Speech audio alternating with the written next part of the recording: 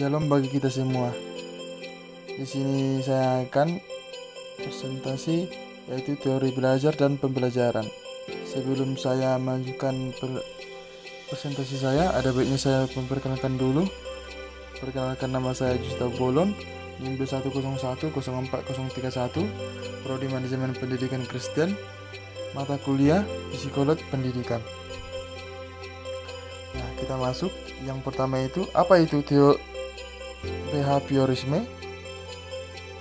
Teori behaviorisme merupakan sebuah teori yang bukan hanya berurusan dengan perilaku, tetapi yang hasilnya dapat diukur, diamati, dan dihasilkan oleh respon pelajar terhadap rangsangan.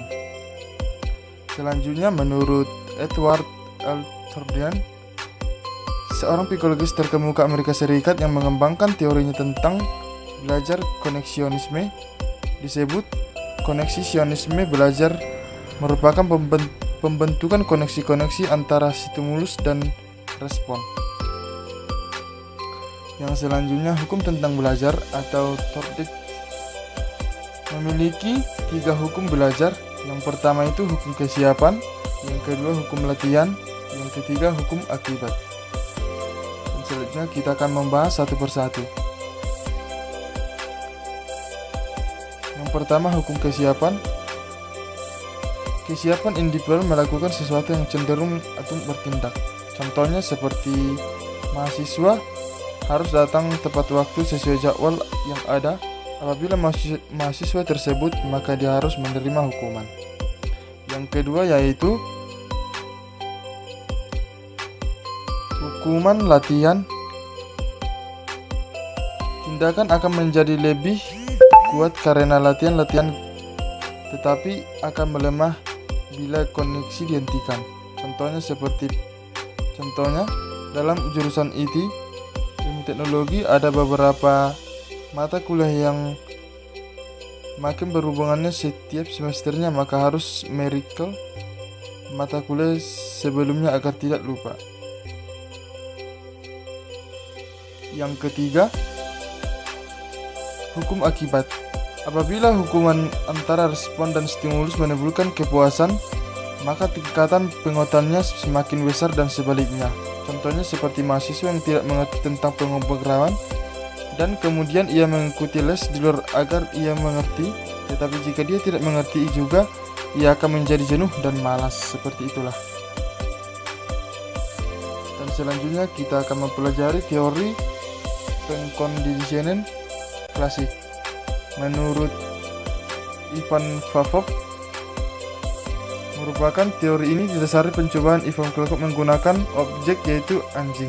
Teori Pavlov dikenal dengan respon conditioning atau teori klasik.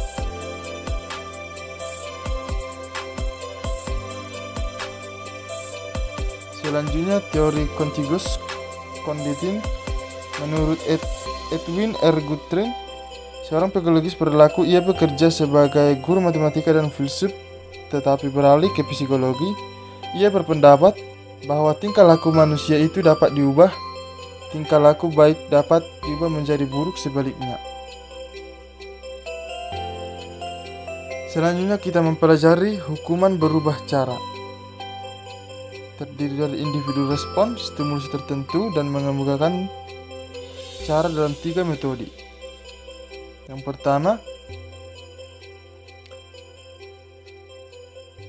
metode respon bertentangan. Jika suatu reaksi terhadap stimulus tertentu telah menjadi kebiasaan, maka cara untuk mengubahnya adalah dengan cara menghubungkan stimulus dengan reaksi yang berlawanan. Untuk menghilangkan perasaan takut, guru bisa menyuruh siswa maju terus-menerus tiap ada soal yang dikerjakan di papan tulis. Seperti itulah contohnya. Dan yang kedua, metode yang membosankan. Hubungan antara stimulus dan reaksi yang buruk itu dibiarkan saja sampai pelakunya merasa bosan. Seperti seseorang guru bisa menyuruh siswa tersebut membuat catatan berlembar-lembar secara terus-menerus sehingga ia bosan dengan sendirinya. Yang ketiga, metode mengubah lingkungan. Sesuatu metode yang dilakukan dengan jalan memutuskan atau memisahkan hubungan antara stimulus dan reaksi yang buruk akan dihilangkan, yakni dengan mengubah stimulusnya. Contohnya seseorang siswa yang suka ramai di belakang kelas. Untuk menghentikan kebiasaan ramai siswa tersebut, guru dapat memindahkan tempat duduknya. Selanjutnya, menurut B.F. Skinner, teori operation condition, seorang psikolog Amerika Serikat yang terkenal dengan aliran behaviorisme, yaitu memahami tingkah laku peserta didik secara tuntas, perlu memahami hubungan antara satu stimulus dengan stimulus lainnya, respon, dan berbagai konsekuensinya. 6. Konsep dan penerapannya. Yang pertama ialah jadwal penguatan. Siswa harus menerima umpan balik setiap tanggapan mengenai keakuratan pekerjaan mereka. Yang kedua, generasi, yaitu respon seharusnya tidak boleh dibuat dalam situasi di mana itu tidak pernah dibuat. Yang ketiga, perubahan perilaku, seperti sedang membentuk atau diferensial bala bantuan dari pendekatan yang berurutan untuk diinginkan bentuk atau menilai perilaku. Dan yang keempat, modifikasi perilaku, mengacu para penerapan perilaku secara sistematis, belajar prinsip untuk memfasilitasi perilaku adaptif. Yang kelima, regulasi diri, perilaku yang diatur sendirian melibatkan memilih antara kursus alternatif tindakan.